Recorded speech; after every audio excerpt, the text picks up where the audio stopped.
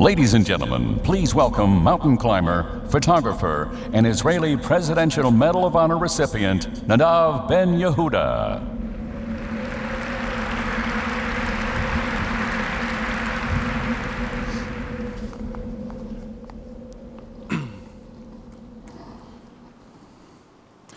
When you climb, you are alone. Extreme altitude mountain climbing is ultimately about how long your body will accept the abuse from your own mind. You look up, full of purpose and self-control. But the higher you get, the more you become filled with confusion and hopelessness, trying desperately to keep from falling apart. The only thing that stands between you and death is yourself, your wits, your preparation, your mental and physical strength. In this almost airless void, no one lasts long. It's not just that there is insufficient air. There is also too little human warmth, too little sense. As I anticipate reaching a summit, I dare not look ahead, because I don't want to know how far I have left to go. Every 10 or 15 steps, I collapse to the ice to rest, then crawl on again. No matter who you are on a mountaintop, sometimes even your best is simply not good enough, especially when your goal is to touch the top of the world. This past May, I set out to climb Mount Everest, all 29,029 feet of it. I was about to be the youngest Israeli ever to reach the summit. After 3 months of climbing, my goal was within reach. On the night of the summit, your whole existence boils down to only 2 tasks: breathing and climbing harder than you have ever climbed before. It happened during the last few hours of the climb. It was dark.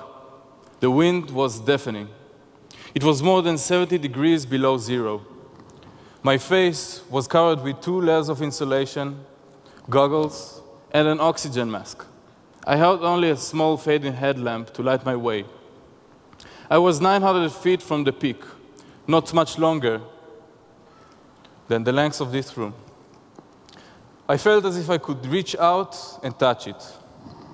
Then, I saw something lying inside a crack in the ice. My eyes were tired and my body weak, but I knew it was a person. He was unconscious, gloveless, without oxygen. In these conditions, no one can survive up there. It was a game changer. I had to make a decision. This is a lose-lose situation. If I choose to go up to the summit, a person's life will be lost. And if I choose to go down with him, not only do I lose my summit, I also might lose the chance of going back home. Suddenly, climbing up to the summit is the safer way.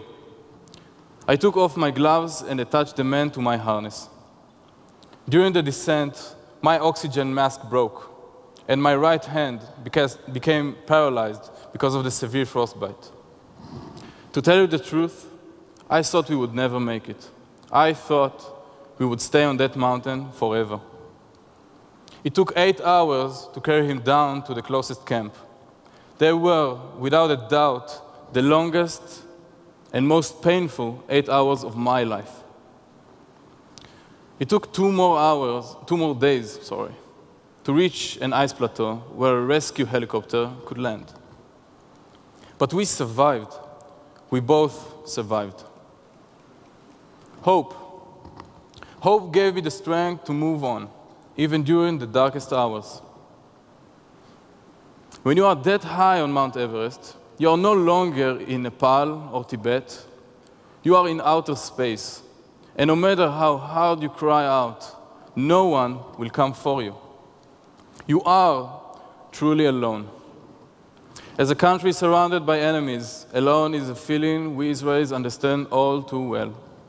Yet, Israel, even during our most difficult times, instinctively responds when others are in need, whether it's a tsunami in Thailand or an earthquake in Haiti.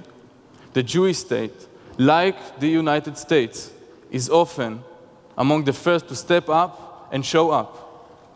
In the IDF, you are told to never leave a man behind.